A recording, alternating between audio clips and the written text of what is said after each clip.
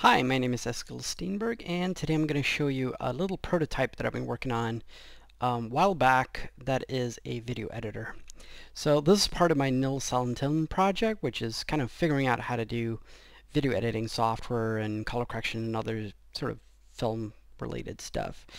So the first thing you'll notice is that the majority of the screen is taken up by video, because I think that, the most important thing you're working with should be the film, and not having it sort of up in the corner and most of it be interface.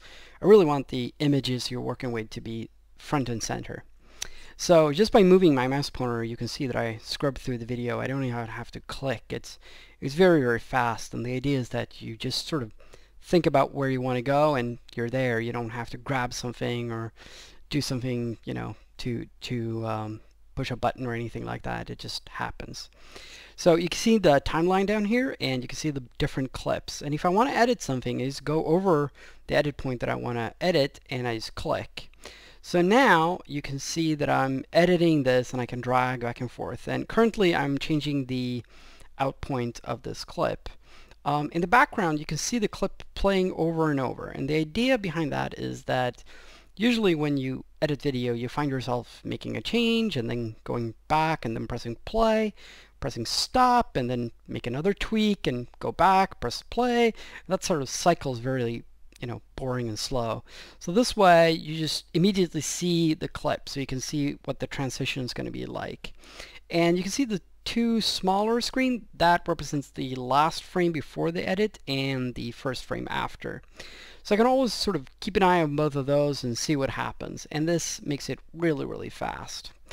So whenever I want to edit something, I can use the Shift and Control keys to change which mode I am editing in. So right now I'm changing the out point of this edit, and I can change that to this one, which basically takes time from one to the other. So I'm changing both of them, or I can change the end point of the clip. I can also lock this one. Now I've sort of decided this clip should not be changed. The same goes with the clips themselves. So I can grab a clip like this and move it around like that. I can also change the mode of that and slip the clip, so now I'm using the same amount of film, just different parts of it. That's a really, really fast way of working. So other things you can see, if I now slip this one, I can't actually slip this one because this edit point here has been locked. So now you can see that it slips over here instead, because this one is not locked.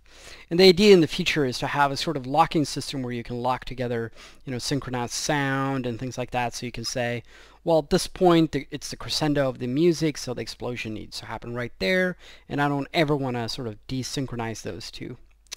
So this is kind of what a translation would look like. You would just have two handles. So this whole application was written in about 2 weeks, so it is very simple.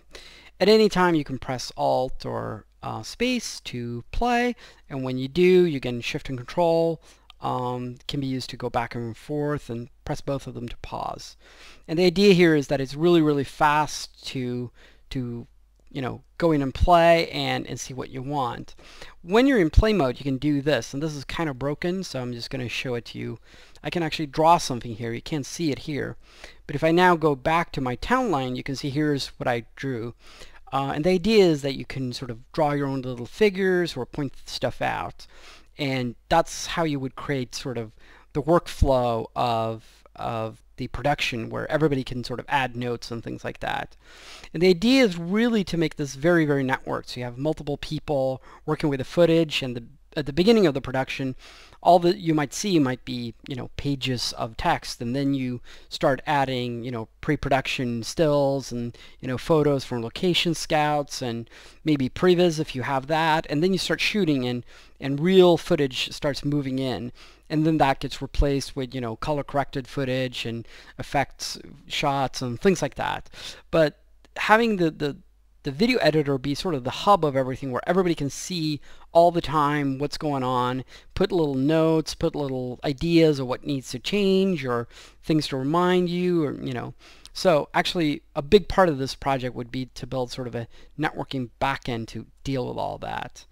I also have this, which is kind of a very, very rough idea of what the the footage bin would look like. So here you would have a desktop with multiple clips you could drag out, and I think you can do something like that. They would be scalable, and you could play around with them, and also sort of normal text view.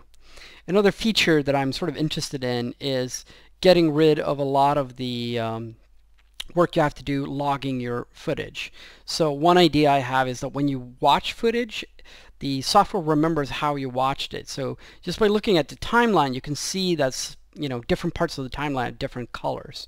So one part might be red, which might be the part you fast forwarded through, and then another one might be yellow, which was the parts you watched, and then there's some green stuff where you watched it multiple times. So then you can really easily just look at the timeline and say, oh, that's the piece that I want, and this is the piece where the cameraman accidentally left the camera on and it's basically all junk, so I can skip that.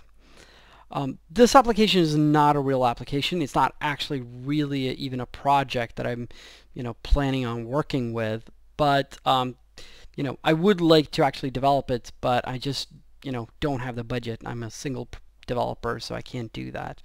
But I still think it's a sort of an interesting look into what a video editor could look like, especially since I think all video editors suck, basically. If you want to see more of my software, check out my website at kelsolar.com.